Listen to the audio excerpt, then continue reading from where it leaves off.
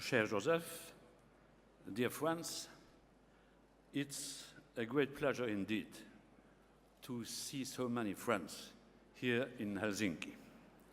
I cannot think of a more fitting place to discuss the future of our union or to kickstart a campaign for the next European elections. I say this for two reasons. Firstly, because Finland is a country that always looks to the future, but honors its past. This should be an example and a reminder to us all in turbulent times. You cannot construct the European Union without paying respect to nations.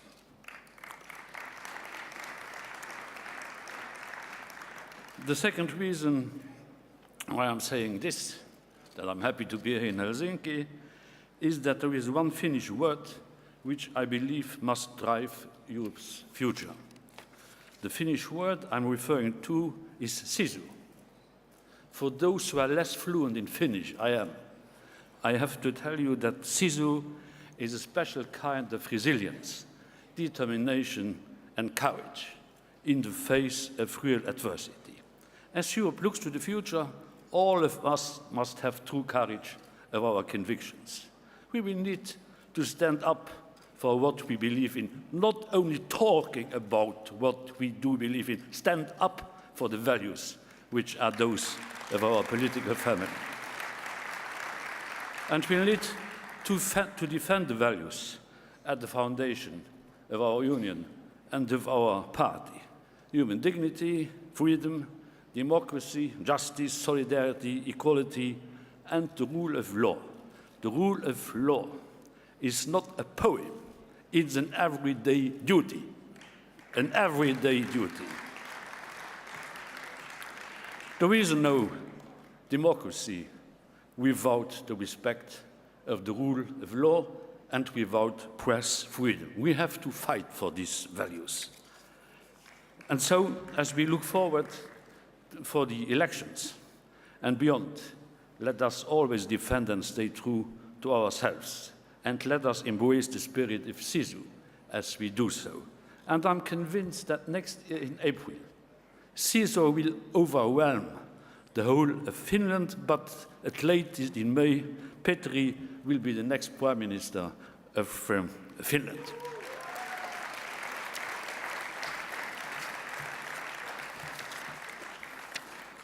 When I started my mandate in Brussels, and it's easy to be a lead candidate, I liked it. It was the last happy period of my life. But when you are President of the Commission, a different reality takes place. When we started our mandate, we were saying, according to the program of our party, that we wanted to be big on big and small on small. I did want to put an end to a European Union interfering in all the aspects, details and dimensions of the daily life of citizens. And we did it. But unfortunately, nobody is saying it.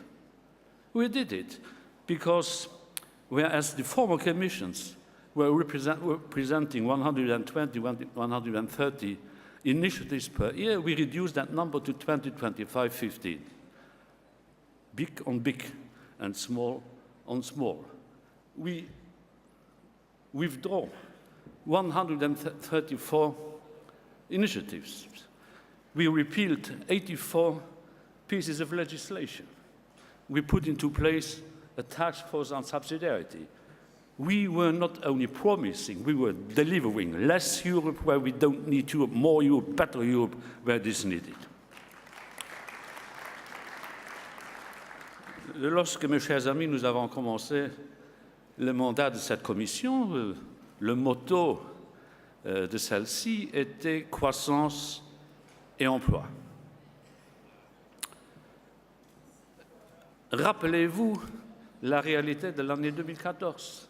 Chaque jour plus de chômage, chaque jour plus de déficit, investissement en panne, croissance rétrograde. Quel est le bilan maintenant, après 4 années, alors que nous avons un mandat de 5 années, donc je ne tirerai pas de bilan aujourd'hui? Nous avons lancé un plan d'investissement qui portait sur 300 milliards. Jusqu'à ce jour, nous avons réalisé des investissements de l'ordre de 350 milliards.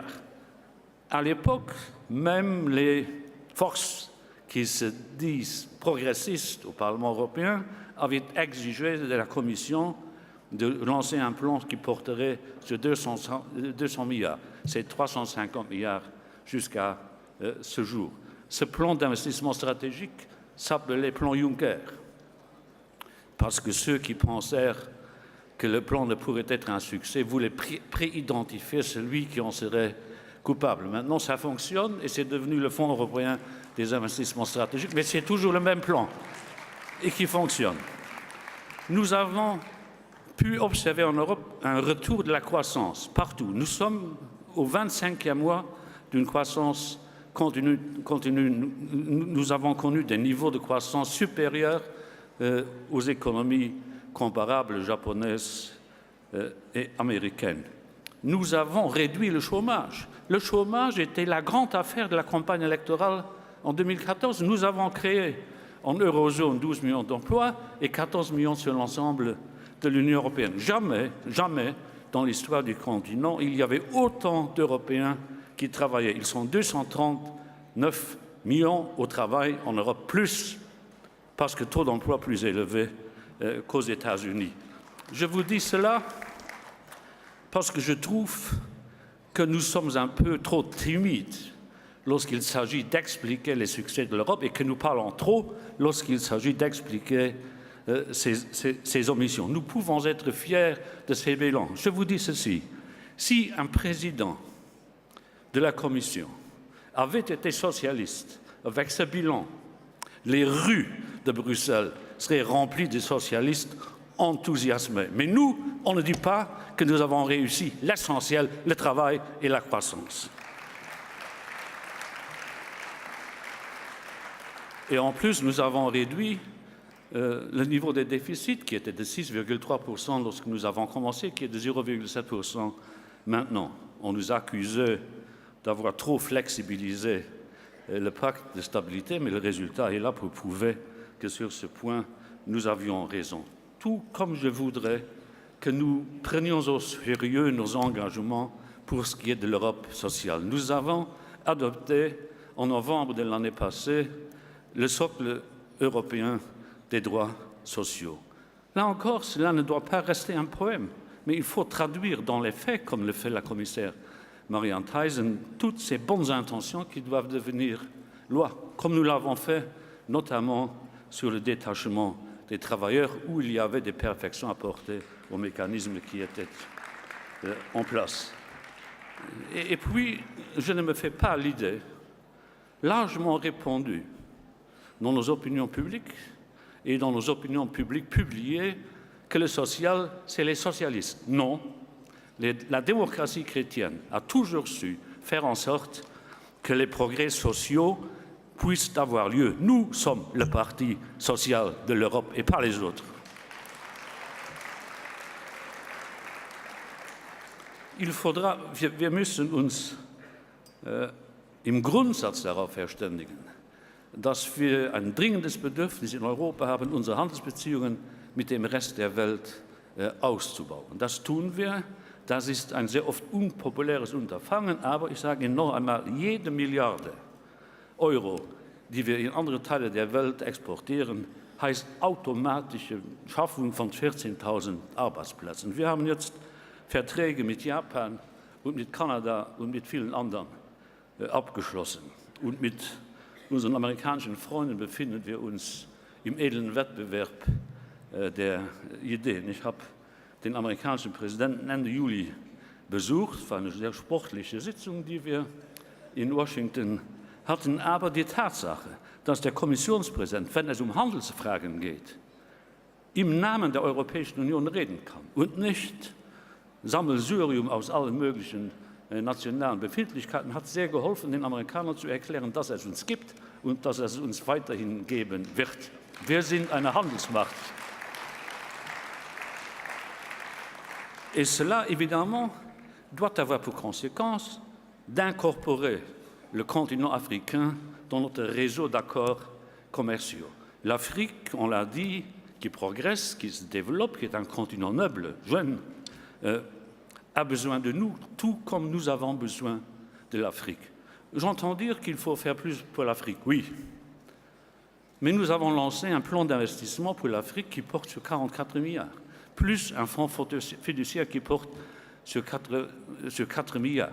Il y a de l'argent disponible pour investir sur place en Afrique, pour éviter aux jeunes Africains de devoir se jeter dans des eaux dangereuses. 24 milliards sur ces 40. 4 milliards sont dans le pipe, comme on dit, dans un mauvais franglais. Alors, si nous exigeons plus, disons aussi ce qui a été fait, parce que nous avons fait des choses ensemble avec les Africains et nous ferons de grandes choses ensemble avec l'Afrique dont nous avons besoin, tout comme ce continent a besoin de nous. C'est le moment pour dire non en Europe, comme ailleurs, au nationalisme stupide et borné. Oui, il faut être patriote, sinon on ne peut pas être européen. Mais il faut mettre un terme à ce nationalisme stupide, borné, qui rejette l'autre, qui n'aime que soi. Le vrai patriote aime sa patrie, mais il aime aussi les autres pays et ceux qui viennent de plus loin. Enfin, mes chers amis, nous commémorons cette semaine le centenaire de la fin de la Première Guerre mondiale. Ne faisons pas comme si le problème ne se posait plus. En 1913, personne ne pensait qu'une année après, il y aurait la Grande Guerre. Parce qu'on se disait, voilà, les capitalistes ne vont pas se taper dessus, et les familles royales et impériales qui dirigent l'Europe pour être cousins, frères et je ne sais pas quoi, ne vont pas entrer en guerre. Une année plus tard, la grande catastrophe a pris son chemin. Pensons-y lorsque nous sommes tentés par la naïveté, par la superficialité. N'ayons pas peur de parler de la guerre et de la paix parce que l'Europe est d'abord un projet de paix. Et pour faire en sorte que tout cela réussisse, il faudra que nous ayons de la patience. En Europe, il faut toujours avoir de la patience et de la détermination. De cette patience et de cette détermination dont ont besoin les longs trajets et les grandes ambitions. Merci.